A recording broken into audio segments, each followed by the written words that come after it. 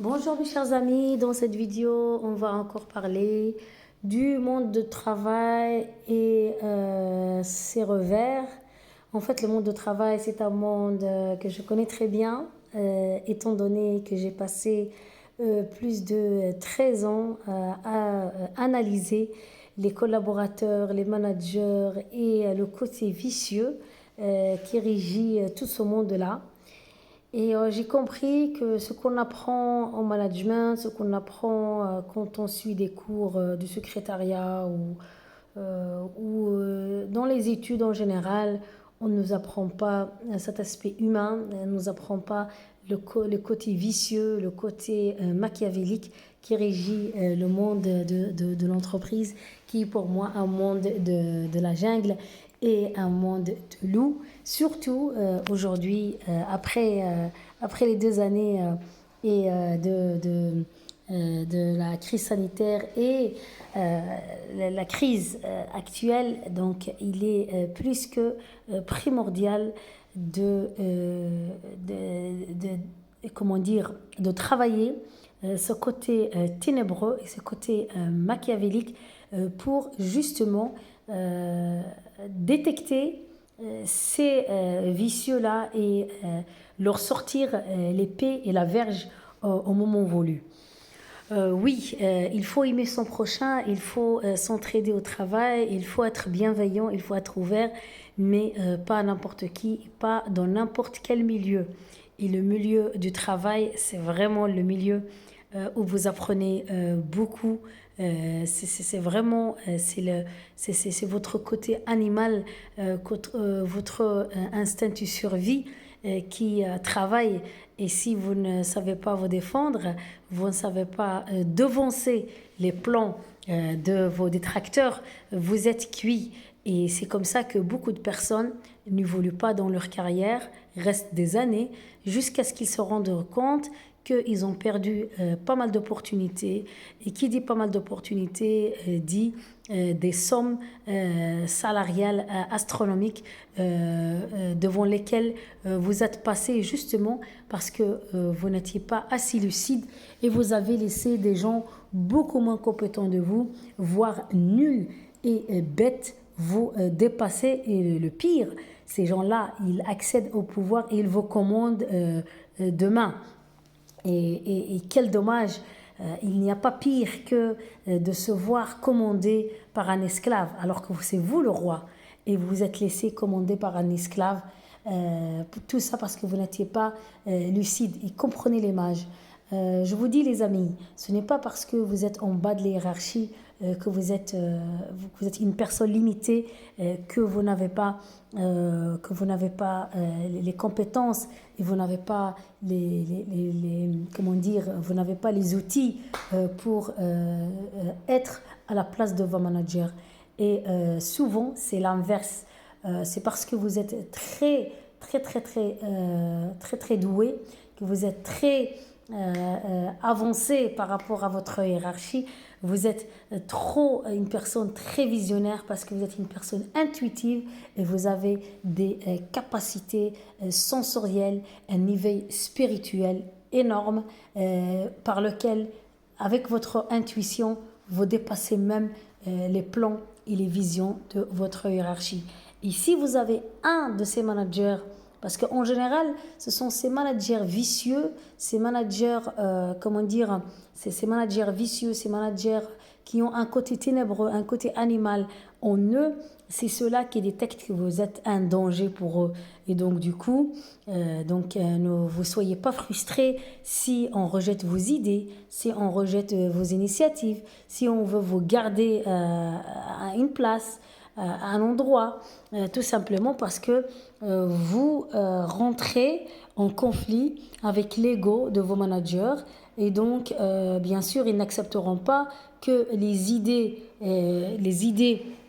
d'évolution et les idées de lumière et les idées de progression et les idées de génie viennent de vous qui êtes un subordonné en bas de l'échelle.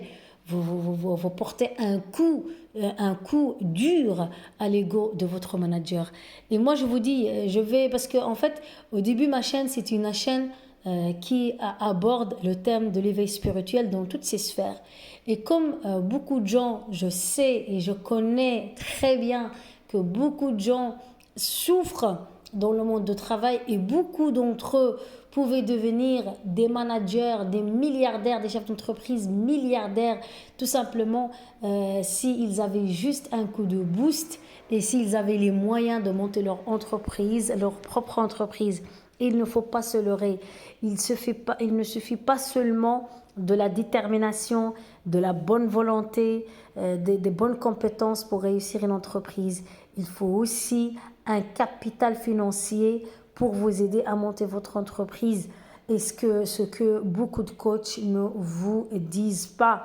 Ils jouent seulement sur votre côté de personnalité, mais ils ne jouent pas sur le côté financier. Bien sûr, il faut un départ, il faut partir quelque part. Mais si vous êtes quelqu'un qui n'a rien, qui n'a pas de capital, qui n'a pas d'aide, et tous ceux qui ont réussi, qui vous disent qu'ils sont partis de rien, non, jamais de la vie. Personne n'est parti de rien. Soit il est parti avec un bon diplôme dans une école, même le Facebook, là, les patrons de Facebook, ils ont quand même fait l'université, ils ont fait Harvard, donc il y a déjà un capital donc qui leur permet déjà de décrocher un job, qui leur permet de mettre l'argent de côté. Il ne faut pas se leurrer. Parti de rien, ça n'existe pas. Ou alors, ce sont des gens qui ont des amis, ils ont un réseau. D'ailleurs, c'est le réseau qui fait les entreprises. Et si vous regardez très bien ces hommes d'affaires, ces femmes d'affaires et ces riches, c'est toujours les mêmes qui sont au tout pouvoir. Regardez même les chanteurs entre eux, les maisons de disques et les labels, ils travaillent entre eux, ils se lancent entre eux, ils collaborent entre eux tout simplement parce que comme ça la richesse est partagée entre les mêmes personnes et reste entre les mêmes mains et elle ne va pas ailleurs. Et donc ça, il faut en tenir compte. Les amis, l'éveil, si vous aimez, je vous dis clairement, soyez je vous le répète encore une fois, quand vous travaillez dans une entreprise, si vraiment vous avez quelqu'un de votre famille, vous avez les moyens, vous avez réussi à mettre de côté et vous savez que vous pouvez monter une entreprise, montez votre propre entreprise, surtout si vous êtes quelqu'un d'éveillé, mais il faut avoir un minimum de capital. Mais si vous n'avez rien, restez dans votre entreprise et essayez de voir comment évoluer en interne. Et évoluer en interne, ce n'est pas les compétences, c'est faux, c'est archi faux. Ce n'est pas les compétents qui reçoivent les promotions. Il y a beaucoup de rouages, il y a beaucoup de il y a un sous-management, il y a une sous-influence qui souvent vient de l'extérieur de l'établissement ou l'entreprise ou l'endroit où vous travaillez. Il y a toujours des influences sous-jacentes, il y a toujours des choses qui se disent le week-end, parce que il y a la communication informelle se passe dans des moments clés et vous devez être très conscient de cela et vous devez en tenir compte, les amis. Si vous voulez grimper les échelons, si vous n'avez pas les moyens de monter votre entreprise, vous ne venez pas d'une famille où vous avez déjà quelqu'un qui est déjà indépendant pour vous montrer les rouages de l'entrepreneuriat, eh ben, je vous dis clairement, apprenez comment monter dans l'hiérarchie, comment finir chef de cette propre entreprise dans laquelle vous travaillez et vous devancez votre manager. Ça, c'est vraiment ce que je vous conseille de faire. Et par après, quand vous devenez riche et vous allez avoir des salaires de je ne sais pas combien, à ce moment-là, vous pouvez avoir les moyens de monter votre entreprise. Les amis, c'est votre sœur qui vous parle. Ne quittez pas votre boulot comme des gens bêtes et ne faites pas ces perfectionnistes qui sont dans leur coin et que personne n'est au courant de ce qu'ils font comme travail. Apprenez apprenez les dessous du management, apprenez le côté pervers, le côté vicieux des managers, le côté vicieux de tous ceux qui vous commandent et vous allez voir que vous allez réussir. Et dans cette chaîne, parce que vous êtes nombreux à me demander de parler du monde du travail, je vous assure les amis, si vraiment dans cette chaîne, c'est grâce à vous, grâce à vos recommandations que je parle un peu plus du monde de l'entreprise et de son côté machiavélique et de son côté pervers.